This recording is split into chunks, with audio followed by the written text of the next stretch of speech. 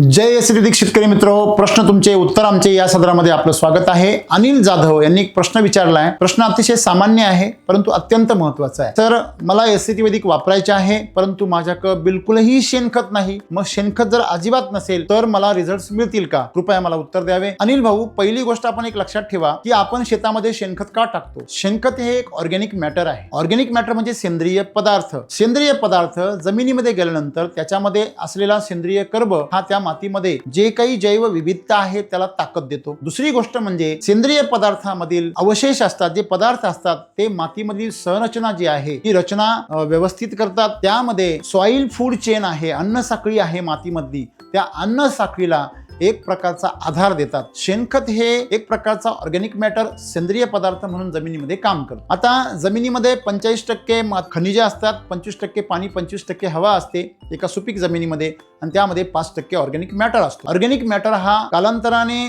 त्याचा पिकांकडून सर्व प्रकारच्या जीवांकडून त्याचा वापर केला जातो आणि त्यामुळे त्याची भरपाई करणं हे गरजेचं आहे। जंगलामध्ये त्याची भरपाई हा निसर्ग अन्न साखळीच्या द्वारे करतो। तिथे पडलेला पालापाचोळा, काडी कचरा, मेलेली झाडं, फळं आणि तिथं फळं खाणाऱ्या सर्व प्राण्यांची विष्ठा, अशा प्रकारे हा सर्व जैव समुदाय त्या ठिकाणी अन्न साखळी ही त्या ठिकाणी चालू ठेवतो। परंतु शेतामध्ये शेतकरी सर्व प्रकारच्या निविष्ठांमधून, सर्व पिकांमधून त्याची जी काही निविष्ठा आहे, त्या जे काही पाला असेल, तण असेल किंवा त्याचं अवशेष असतील, काडी कचरा असेल, हे सर्व शेतकरी भूस असेल, धान्य असेल, हे सगळं काढून घेतो आणि ते विकतो किंवा आपल्या जनावरांना खाऊ घालतो। त्याच्यामुळे ते अन्न साखळी तुटते आणि म्हणून शेणखताची आपल्याला गरज पडते। ही तुटलेली अन्न साखळी जोडायचं काम शेणखत करतं। परंतु आजच्या काळामध्ये शेणखतामधून विषारी खतं येतात, रसायनं येतात आणि सर्वात महत्त्वाची गोष्ट म्हणजे त्याच्यामध्ये अपचन झाल्यामुळे घातक अशा प्रकारच्या बुरशा तयार होतात, जीवाणू तयार होतात, जे जमिनीमध्ये गेल्यावर डंपिंगचं काम करतात, मर रोगाचं काम करतात, पिकालाही सडून टाकतात। आणि म्हणून आजकाल पोषण नको पण त्या बुरशावर असं म्हणायची वेळ आज पिकावर आलेली आहे। आजकाल शेणखत हे घातक बनलेलं आहे। जर तुम्हाला चांगलं शेणखत हवं असेल तर तुम्ही मिल्क चार्जरचा वापर करून तुम्ही गोअमृत बनवा आणि ते शेणखत तुम्हाला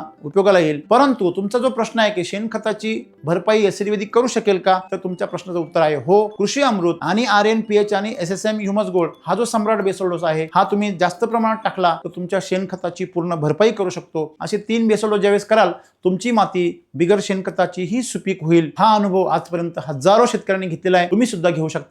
फक्त तुमच्याजवळ थोडा संयम असणं गरजेचं आहे आणि मधल्या काळामध्ये तुम्ही आमच्या अधिकाऱ्यांच्या मार्गदर्शनाखाली जर पूर्ण ट्रीटमेंट केली तर तुम्हाला छानपैकी रिझल्ट्स मिळेल। पूर्ण ताकदीने वापरावं। धन्यवाद।